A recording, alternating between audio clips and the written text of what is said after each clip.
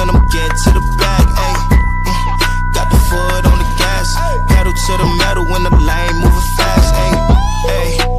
Let them all cross. If they hate, then let them hate and make a bigger boss, ayy.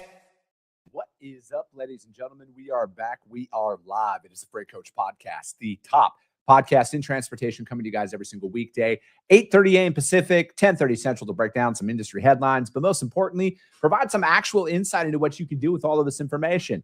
This is your first time tuning in. Welcome. This is the real side of freight, ladies and gentlemen. And I say that before every single show. And what I mean by that is I only speak with transportation professionals because at the end of the day, I want to talk to the right individuals who have done what you're looking to do or who are currently doing what you're trying to achieve. So you can take that information, apply it, utilize it, and see a meaningful difference in your business and your life. Happy Monday, everybody. Solo show today, so you guys know how that goes. We're going to be doing This Week in Freight, powered by DAT. Then we're going to be breaking down some industry headlines out there, and I'm just going to give you guys my unfiltered opinion on what I think a lot of this stuff actually means. And again, take everything I say with a grain of salt because I actually do the job that I'm talking about. So we are going to jump right in. Happy Monday, Corey Buchan. He's over on YouTube. For those of you who are listening on the audio replay later on, we go live on YouTube. Where else do we go live on? LinkedIn and X as well. So if you want to check out that live stream, you can do that. And then one quick little reminder, this Wednesday, Freight Coach newsletter drops. But like with everything, I don't auto-sign anybody up. So if you want to get in on it, I need you to go to thefreightcoach.com. It'll auto-prompt you to register for it. Trust me, your email is safe. I just pay the invoice for the email, like the software that we use for. I don't even know who signed up. But I promise you, I'm not trying to collect any of your data out there. Robert Cowton, good to see you, man. It was great seeing you this weekend as well. Robert and I are both agents with SPI Logistics, and we did our annual rendezvous conference out in Palm Springs, California this weekend. So it was great seeing everybody out there. I'll put up a post about that here in a little bit. But let's jump in, you guys. Let's jump into This Week in Freight, powered by my friends over at DAT. And if you're asking yourself, what is This Week in Freight? 3 times a week, we do lane analyses that are 100% viewer submitted. So if you want your lane broken down that you're trying to read the market on, I need you to email my team, podcast@thefreightcoach.com. I just need shipping city, delivery city, and trailer type. And if you think I'm somehow using this to benefit my freight brokerage, round up to the nearest big city. And plus, you guys, we all have the same lead generation software. And I don't do anything but flatbed. So this one in particular is reefer freight today. We're breaking this one down. And this one is Yuma, Arizona to Columbus, Ohio. This one has okay, so for those of you this is the first time tuning in, every time I'm out here and I'm assessing a lane to go out and bid for my customer, the first thing I always pay attention to is the miles. And on this one, you guys in particular, it's 2,000 miles.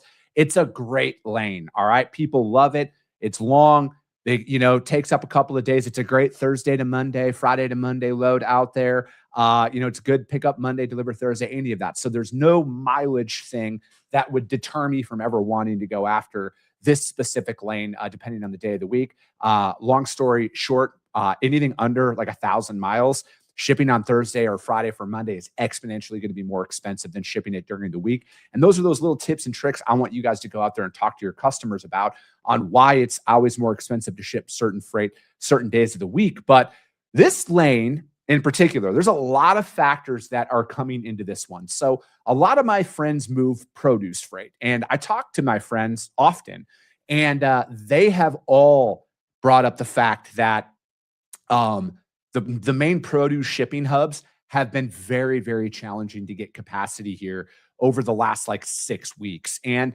there's multiple different factors that are coming into this one. And I'm starting to see it in my book of business as well, especially for loads that are going into certain regions out there. But since we're talking about this lane, if you look at the 1 year mark, we're at about $6,000 is what this one was running for. But look at this time of year, right? We're in March right now, March and April, and it normally sits around $4,700 to $4,800 around this time of year. But look at where it's currently at, you guys. There's a $2,000 rate increase on this specific lane between last year and this year. And you might be asking yourself, why? What is going on? Especially because this isn't peak out there. Peak is normally about $5,000 over the middle of the summer. Again, this was for last year. But again, you got to look at it like this. you got to pay attention to what's going on, you guys, with the DOT, with immigration checkpoints and the scales and everything, and drivers' likelihood of getting detained. Even if they're legal, they're having to sit at some of these certain checkpoints for hours on end. And what does that do? That naturally causes people to not want to go to certain areas. That's not saying that these carriers are illegal or the driver is illegal. They just don't want to be messed with, all right? And you see that a lot during DOT inspection week. A lot of drivers just don't want to drive during that week because they just don't want to be messed with. It's not saying their equipment's bad or anything like that. They just make the conscious decision to shut their operation down for that week or run it at limited capacity because they just don't want to be messed with. And again, I'm not here to tell anybody how to run their business. I'm trying to build my own. These are just some of those factors that I see out there and have seen out there throughout the years. But right now in particular, immigration, English language proficiency, enforcement is going on heavy down towards the border cities. So if you have any freight that is moving into that area, I would be aware of that. I would want to talk to my customers about that we are probably going to see rate increases for the foreseeable future. And then obviously, you guys, diesel is up. All right. Now, everybody has an opinion about, and I see this from the broker community. This is directed 100% towards the broker community. Every time fuel goes up and everybody's got some magic algorithm about, actually, when diesel's up $1 a gallon, carriers should only charge X and Y. It just stop. All right. Like, please stop. Diesel, you guys don't look at it like this. The cost to fill up a truck, and again, I went to public school, so my math skills are very basic. It's about 300 gallons to fill up a truck. All right. Say the national average is $5 a gallon. Say it's $1,500 to fill it up. Now that's like every couple of days. All right. You got to fill that up. Maybe every 3 days. You're probably spending about $5,000 a week just in fuel. For easy math, we'll keep it there. Maybe your fuel card or your whoever you're getting your diesel from gives you like a $20,000 limit or a $25,000 limit out there. Okay, so if you did the quick math, you're like, damn, they might be maxed out in fuel, and they might not be able to afford to fill up their truck.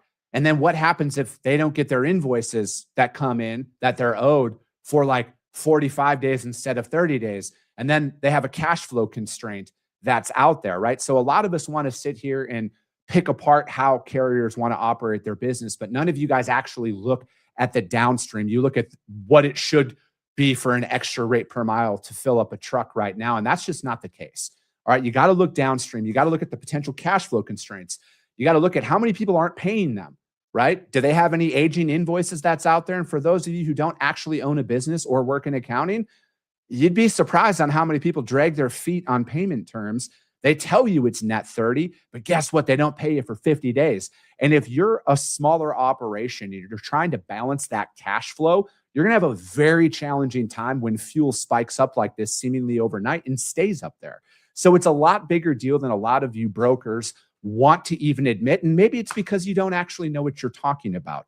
But that's just what I'm telling you. Like, when you see this, when carriers are saying we need more money for fuel, it's a big expense. All right. It's a massive expense out there, and not everybody's paying them. So when you see spikes like this, I tie it to a couple of key factors: immigration checkpoint or an ELP enforcement, specifically down south around the border states, and diesel. I think diesel is a lot bigger driver to capacity constraints right now than most people are even giving credit to. I talk to actual truck drivers like a lot. So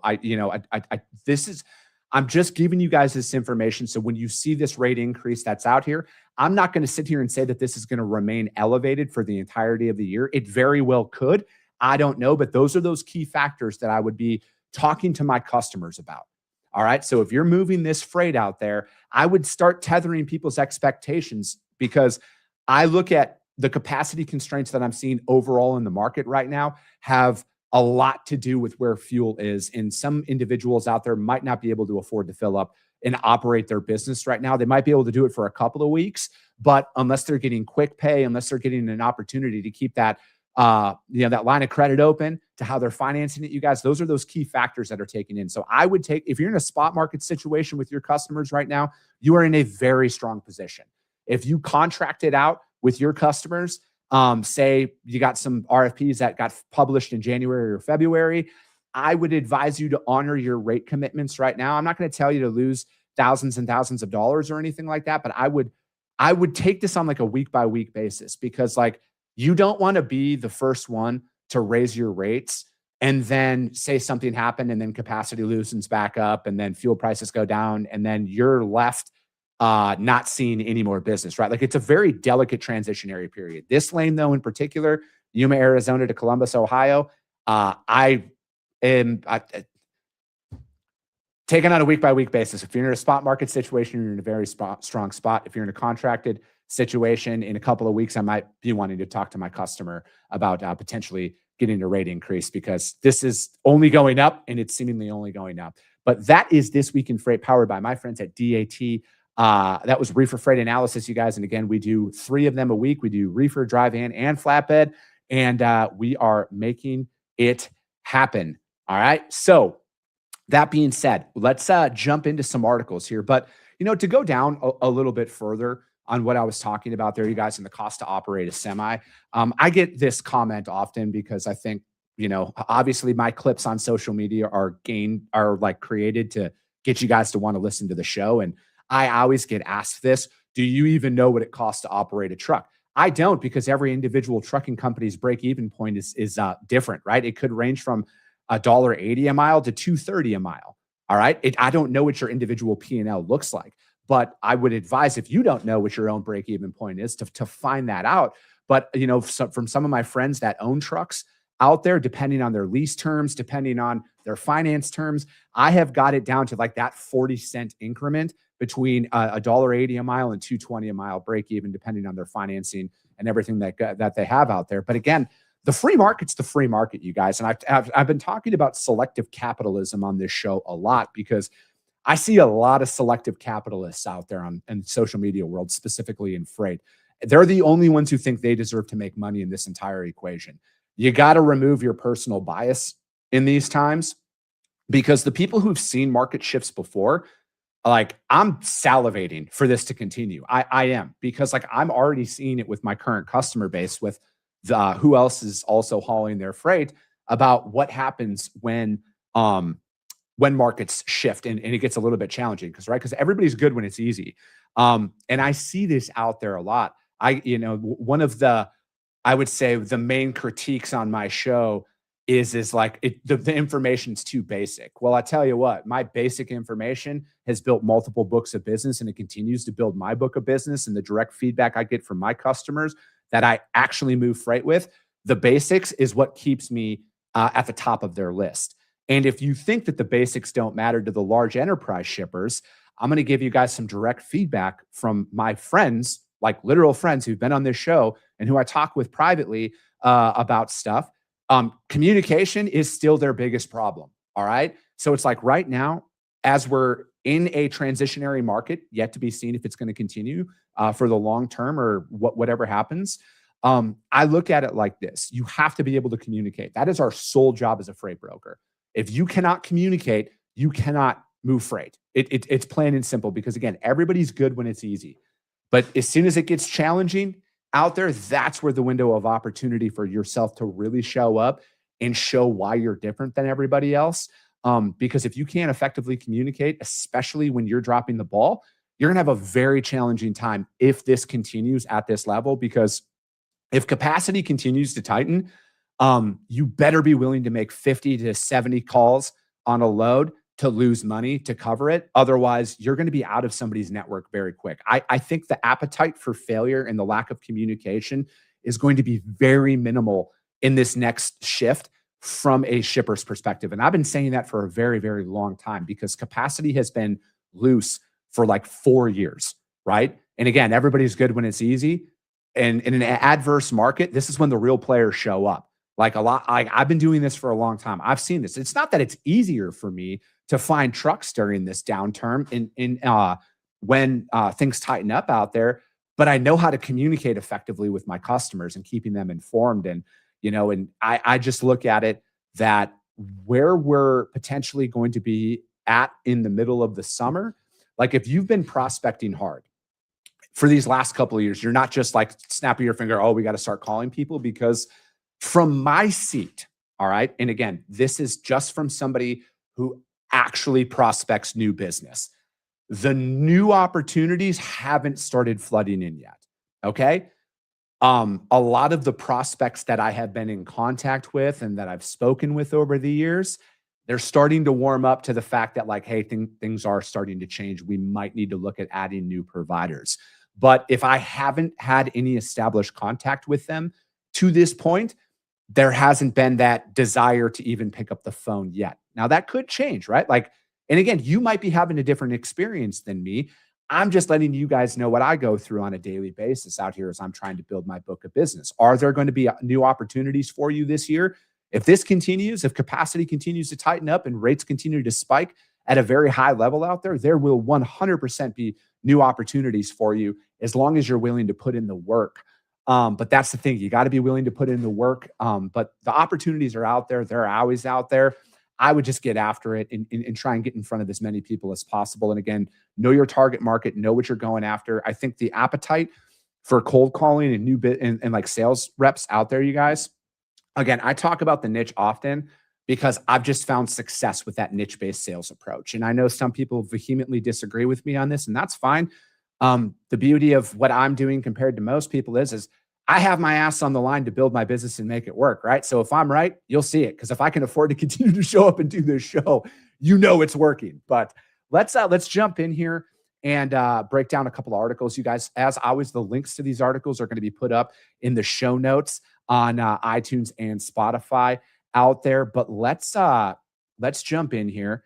And the first one is from ttnews.com. It is, ATA Truck Tonnage reaches 3-year high in February.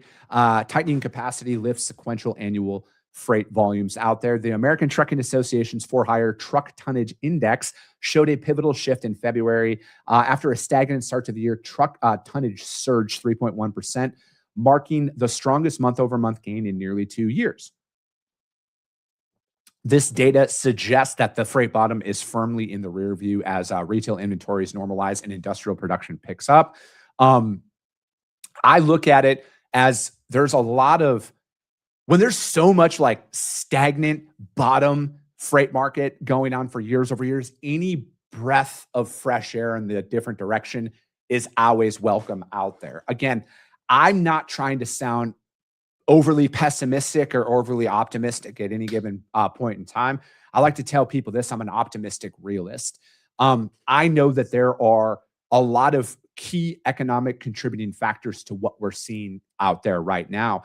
And anytime there's civil unrest in the Middle East and other regions that are out there, and it affects oil, oil is the lever of the entire world economy. Like it all starts and stops with oil. That's one of the biggest things that I personally look at. Again, I went to a state college. Like, I'm not an economist or anything. I just know oil's in about everything. And anytime oil starts to increase out there, that's a data point that I always pay attention to.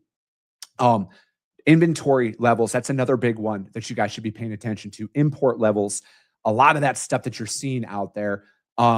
Those are those key market indicators that I really watch overall. And then also another one that I pay attention to, you guys, is consumer credit card debt.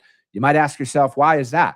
Well, guess what? After stuff gets imported, processed, manufactured, people need to be able to buy money, right? Spend money and buy that shit. And if they can't afford it because their credit cards are maxed out, it could be great on the first mile of transit and maybe the middle mile of transit, but that final mile, that direct to consumer, I might sit in some warehouses for a while. People can't afford to build their stuff. And again, it's only been a couple of weeks.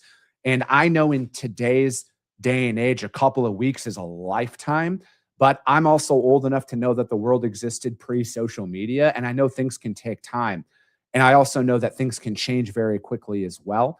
So I am very optimistic that there could be some new opportunities coming at this point in the year, but I'm also a realist in knowing that like a lot of customers have a very deep roster of providers, and they're probably going to go through a lot of them here first. So that's the importance of continuing to prospect at a very high level, staying in front of people and doing what you got to do to get noticed for when they need that new provider out there.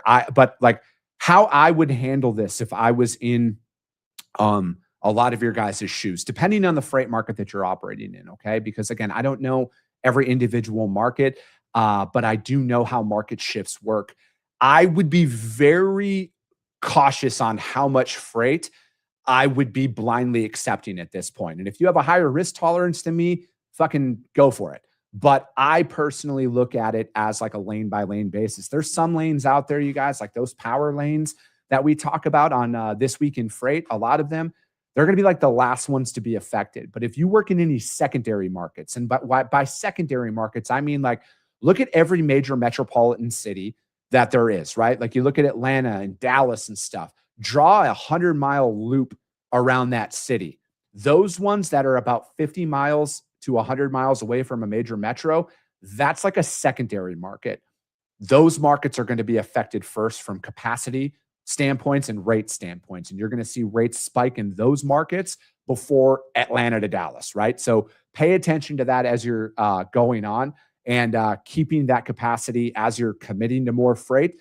Just be more cautious, right? Where you used to be able to like, oh, screw it, I can take 5 of these. You might only want to commit to 2 at this time. And then I always look at it like this. When my customer comes to me and they're like, hey, we have 4 of these, I'm going to tell them, hey, I can take 2. As soon as I get them covered, I will let you know about the other 2. And I just, again, that's just personally how I like to operate. But again, you guys can do what you want. Prove me wrong. All right. If it works for you in a different way, more power to you. I'm just letting you guys know what I do.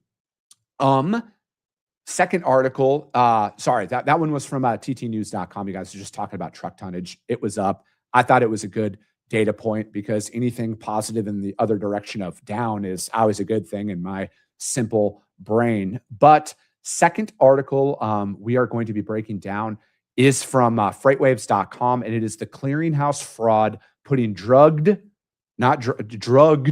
drivers back on the road. My friend Rob Carpenter wrote this article. He's been on the show a bunch of times. Follow him. Follow his company that he's with. They're a great resource for you guys. It says a chilling investigation reveals a massive loophole in the FMCSA's drug and alcohol clearinghouse. Scammers and compliance consultants, I want to make sure the air quotes are in there, are using identity theft and fraudulent documents to clean the records of drivers who have failed drug tests, effectively putting prohibited drivers behind the wheel. This is a systemic failure of the digital guardrails. The clearinghouse out there has had a lot of mixed feedback. We'll put it like that. But again, I look at it from a technology standpoint, you guys. Like, if there's a will, there's a way. And if there's a way to go in and manipulate any of this data, I think that they are going to find that.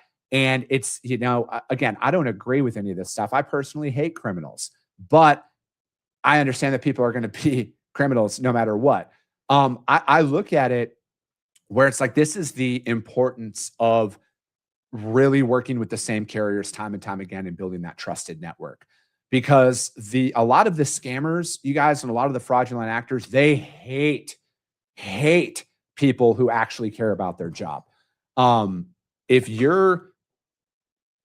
look at it like we're coming to a point in time where there's so much of a spotlight on our industry. Again, like I've talked about, like Secretary Duffy and Secretary Bars of the DOT and the FMCSA, you guys are like all in on this stuff. This is the most attention I've ever seen. I look at it from like a legality perspective here. What potential repercussions could come down for your business if you hire a carrier and something happens and then they have shown to digitally manipulate their records? Is there any potential blowback? I can't answer that. I'm not a lawyer, but that's something that I would be thinking about. And again, this is why I always preach about booking the same trucks time and time again. And, it's one of those things that seemingly the DOT's tech stack is lagging, to say the least. And it sounds like they're putting a lot of effort into cleaning up a lot of this stuff. I just hope that they can get ahead of that situation as opposed to us being one step behind. And again, like there's a lot of great third-party companies that are out there, you guys. And it's very, very important that you're vetting your providers and who you're working with. And, again, we just had the NMFTA on last week and talking about the freight fraud prevention hub and a bunch of stuff that they're doing out there, you guys. It's one of those situations where there's a lot of resources that are at your disposal right now. And we got to stay ahead of it. We have to collaboratively work together as an industry here. It's not as much of a, we shouldn't be working with somebody because they're a competitor. We should be working with everybody right now because collectively we can stay ahead of this, right? Like, we should never be a step behind. We should always be a step ahead. We should always be sharing a lot of that information that we get out there because, again, it's kind of getting to that point with some of this stuff, not all of it, but with some of this stuff that, like, if all of our data is coming from the DOT, the FMCSA's website, and that's bad, and we're making our decisions on that, that's a rough spot to be in as a broker or a carrier, because I want to see just as much scrutiny put on the broker community as well, right? Like the ones who are fraudulently operating out there and taking advantage and scamming carriers, because it's not just double brokers who do this, you guys. I hate to be the bearer of bad news for the brokers who watch this show that think that we're just, the God's gift to freight. There's a lot of shady brokers that are out there as well who don't operate at the same standards that you do. But, I also look at it, and I've mentioned this on this show. I am a massive fan of what the FMCSA and the DOT is doing right now. They got to continue to do it. We got to remove all fraud and all bad actors from the industry. And that includes the brokers that are in this industry that aren't operating above board. They're doing shady stuff. We all know what goes on out there. And if you're, maybe like, oh, I've never heard this before, just join a drivers group on Facebook. If you want to know people's perception on freight brokers out there, join a drivers group on Facebook. You might need to educate yourself a little bit on what actually goes on out there. But I would, again, if we're only using the DOT and the FMCSA's data to make a decision on whether to work with a provider or not, it's getting challenging right now. And I hope that, and again, based on this article that my friend Rob wrote, and there's a lot of potential exposure and a lot of potential risk that's going down. And, again, I don't think shippers are not going to be immune to this either, because I just think, like, with the way that lawsuits go, everybody's drug into it. And it could get interesting here. But again, when you operate in a way where it's like you're using those same carriers time and time again, you're reloading them, you got that trusted network, you're never going to be immune from this stuff, but you severely minimize your exposure to that. And, as we're wrapping up, this is why I want standards, you guys. Standards are a good thing. I'm going to say this until I'm blue in the face. The DOT and the FMCSA need to go harder. They really do. They got to remove all of this stuff, because it's only going to elevate our industry, and it's only going to improve us, the ones who are doing it the right way. It's only going to improve your likelihood of success out there. But that's going to be it for today, ladies and gentlemen. We got guests coming on for the rest of this week. As always, if you guys got value in what you heard and you're not subscribed, subscribe to the show, you guys. And if you're feeling ambitious, rank it on iTunes and Spotify, because if you see value, your network's going to see it as well. I appreciate you guys. I love you guys, and we'll be talking to you soon.